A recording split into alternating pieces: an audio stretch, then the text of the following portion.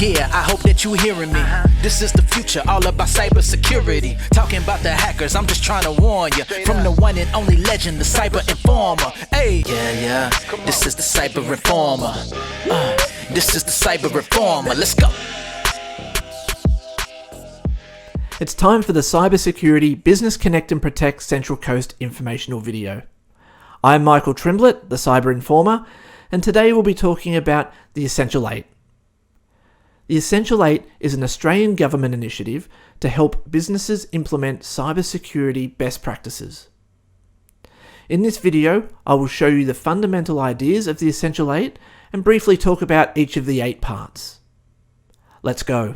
What is the Essential 8? From the Essential 8 website, the Essential 8 are the strategies to mitigate cybersecurity incidents. It is a prioritised list of mitigation strategies to assist organisations in protecting their systems against a range of adversaries. Before we get into too much detail, we need to understand a few definitions so we can understand how the Essential 8 relates to securing your data. The Essential 8 is an Australian government initiative which focuses on cybersecurity best practices.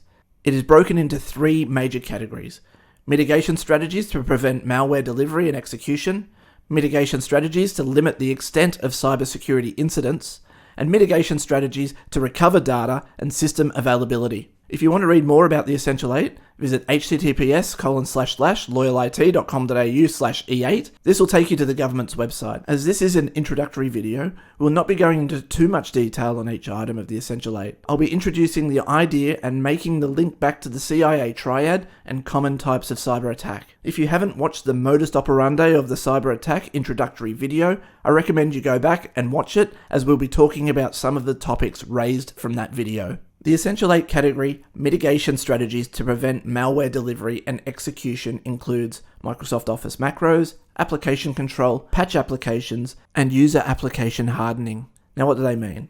Microsoft Office macros includes turning off the ability to run macros in Microsoft Office documents. It attempts to block macros from the internet and only allows vetted macros either in trusted locations with limited write access or digitally signed with a trusted certificate. Application control is to prevent execution of unapproved or malicious programs using executables, DLLs, scripts including Windows Script Host, PowerShell, and HTA documents, and installers. Patch applications including Flash, web browsers, Microsoft Office, Java, and PDF viewers. The goal is to patch computers with critical vulnerabilities within 48 hours. It is also recommended to use the latest version of applications. User application hardening. This involves configuring web browsers to block Flash, ideally uninstall it, ads, and Java on the internet. Disable unneeded features in Microsoft Office, web browsers, and PDF viewers. The Essential 8 category mitigation strategies to limit the extent of cybersecurity incidents include restrict administrative privileges, multi-factor authentication, and patch operating systems. Restrict administrative privileges to operating systems and applications based on user duties. Regularly revalidate the need for privileges. Don't use privileged accounts for reading email and web browsing. Multi-factor authentication should be turned on for VPNs,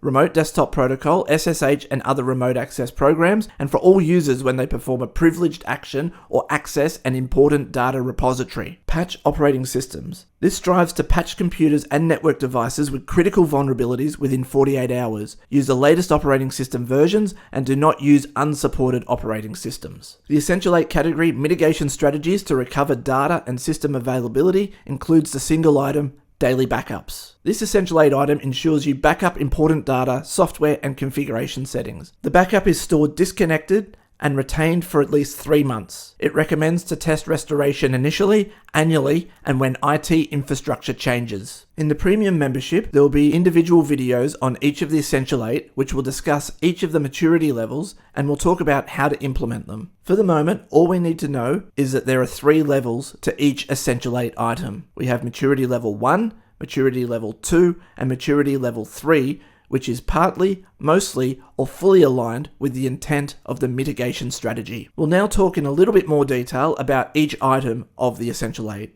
Microsoft Office files can contain embedded code, known as a macro, written in Visual Basic for Applications programming language. A macro can contain a series of commands that can be coded or recorded and replayed at a later time to automate repetitive tasks. Macros are powerful tools that can be easily created by users to greatly improve their productivity. However, an adversary can also create macros to perform a variety of malicious activities, such as assisting the compromise of workstations in order to exfiltrate or deny access to sensitive or classified information. To reduce this security risk, organizations should disable or secure their use of Microsoft Office macros. While on an engagement, I was able to gain access to a network by crafting a malicious macro embedded in a Word document. I was able to get into a location where I could upload this file, but I had no other way into the network. I put the file in there with a name that begged to be opened. Not too long later, I had a connection to a user's computer, which I could not gain access to any other way because they had opened this malicious document. Macros are dangerous. Microsoft Office does a good job locking it down these days. However, back in the 90s and early 2000s, the use of macros to spread viruses was rampant. Application control is a security approach designed to protect against malicious code, also known as malware, executing on systems. When implemented properly, it ensures that only approved applications can be executed. This takes the approach of deny all except for applications on an approved list. While application control is primarily designed to prevent the execution and spread of malicious code, it can also prevent the installation or use of unapproved applications. These may be legitimate and non-malicious, but if they are not on the approved list, they will not run. There are a number of pros and cons for enabling application control. The most significant pro is that any programs written by hackers will not run because they will not be on the approved list. The most significant con will be an increase in IT support costs, as when a new program needs to be installed, it has to be added to the approved list. Any updates to existing software may also need to be added to the approved list, and once approved, may need IT support to assist with installation. Patching applications. Security vulnerabilities in applications and drivers assessed as critical are patched, updated, or mitigated within 1 month of the security vulnerabilities being identified by vendors, independent third parties, system managers, or users. Applications that are no longer supported by vendors with patches or updates for security vulnerabilities are updated or replaced with vendor-supported versions. Examples of programs include web browsers, Flash, I don't know who still uses Flash, Microsoft Office, Java, PDF viewers, just to name a few. This is important as with Windows, if you are running applications that have vulnerabilities in them, especially critical vulnerabilities, hackers can take advantage of these vulnerabilities. Application hardening refers to turning off features of applications that you don't need. The recommendations of the Essential 8 are: configure web browsers to block Flash, ideally uninstall it, ads, and Java on the internet. Disable unneeded features in Microsoft Office, web browsers, and PDF viewers. These are all popular ways for you to get malware on your computer. All modern browsers make it very difficult to enable Flash or Java, and you need to add a browser extension to block ads. Restrict administrative privileges to operating systems and applications based on user duties. When setting up permissions, you usually place the user in one or more groups.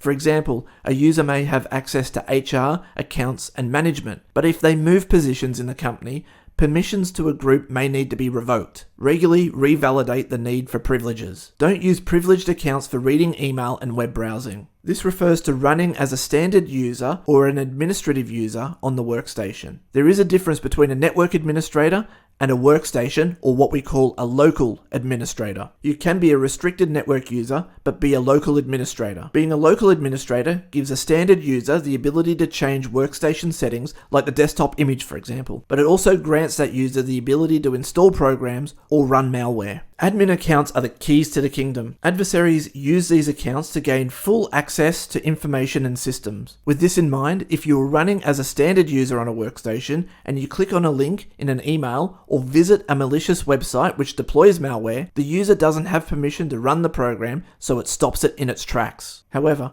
if the user is a local admin, then malware can install even if the user was not aware that they did anything wrong. If the user is a local admin, but not an admin of the network, that's still important to a hacker. If a hacker can deploy their malware on a workstation, they can use that as their home base while they try and find other cracks in the network.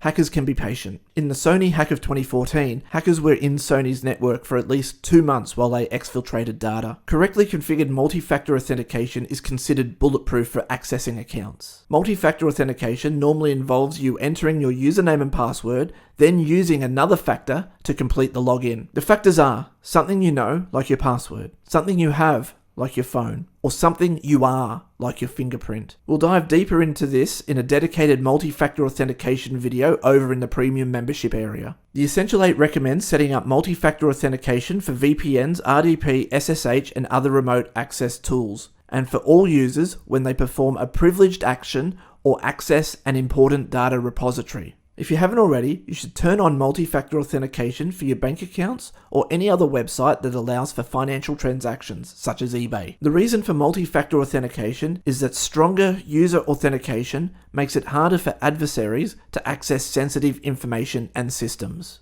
Patch operating systems. The Essential 8 recommendations are: patch or mitigate computers, including network devices, with critical vulnerabilities within 48 hours. This can be done for Mac and Windows, however it is considered best practice to add a delay to patching just in case there are more issues introduced with patching computers and servers. Recently, a Windows update caused the computer to blue screen, i.e. crash, when it tried printing. An update to that update was released 4 days later. At Loyal IT, we use a product for managing our managed services clients' patch updates, which automatically delays patching of systems by 7 days. We did this for this printing issue, so it becomes a catch-22 situation. You want to be protected from vulnerabilities, but you could be introducing more problems by patching straight away. Typically, network devices such as routers and NAS devices do not automatically patch update, which is a real bugbear of mine, but there are reasons manufacturers don't do this, which we won't get into now. This must be done manually, and normally it will mean downtime while the update is performed. For example, if your internet router needs to be updated, you'll be without internet while the update is applied. In a lot of cases, this means you'll be without phones or access to critical systems, so these devices typically get put on the back burner. Use the latest operating system version. If you're on Windows 10, ensure you have updated to the latest version of Windows 10. Microsoft releases major updates every 6 months.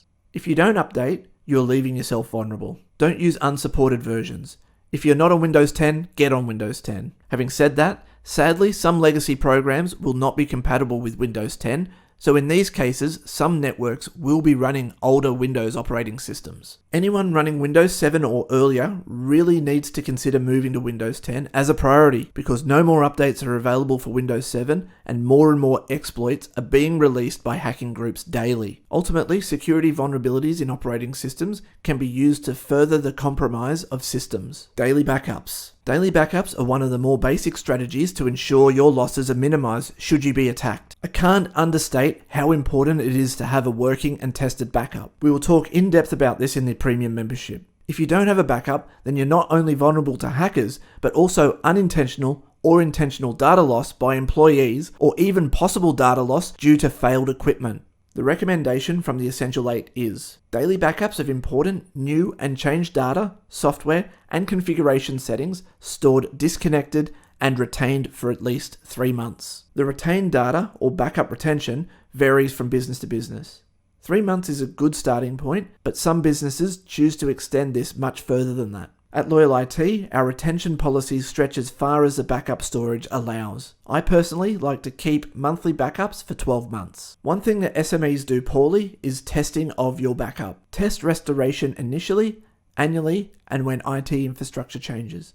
This can be hard to do. Enterprises are known to have servers which exist only to restore backups to. They would exercise a policy to recover their backups to these servers, which ensures the backups are working. SMEs don't have that luxury, however, restoring sections of backups is considered good enough. Having said that, nothing beats a full recovery of backups to a dedicated separate environment where they can be tested. Loyal IT Solutions ensures backups conform to the 3-2-1 backup framework. That is 3 copies of your data, your live data, and at least 2 backup copies, 2 different media, such as NAS and USB hard drive, and 1 offsite, which means taking one of the backup copies home with you or syncing the data to an offsite location via the internet. We do this to ensure information can be accessed following a cybersecurity incident, for example, a ransomware incident. Sometimes this is the only thing we can do to recover a business from a cyber attack. If you don't have a backup, you're putting all of your data and your business at risk. That's it for this video. But before I go, what did we learn? There are 8 major topics in the Essential 8. Some are easier to implement than others. Some have significant pros and cons, and in some cases, significant cost. Update, update, update. Do not get left behind updating your systems because you're just inviting trouble. At very minimum, use multi-factor authentication and backups to protect your data. Thank you for joining me for a look at the Essential 8. Don't forget you can contact me via email, Instagram, Facebook, or Twitter. Until next time, stay safe online. This is the Cyber Informer. Hackers, you going down like, oh yeah. This is the Cyber Informer. Hackers, you going down, yeah.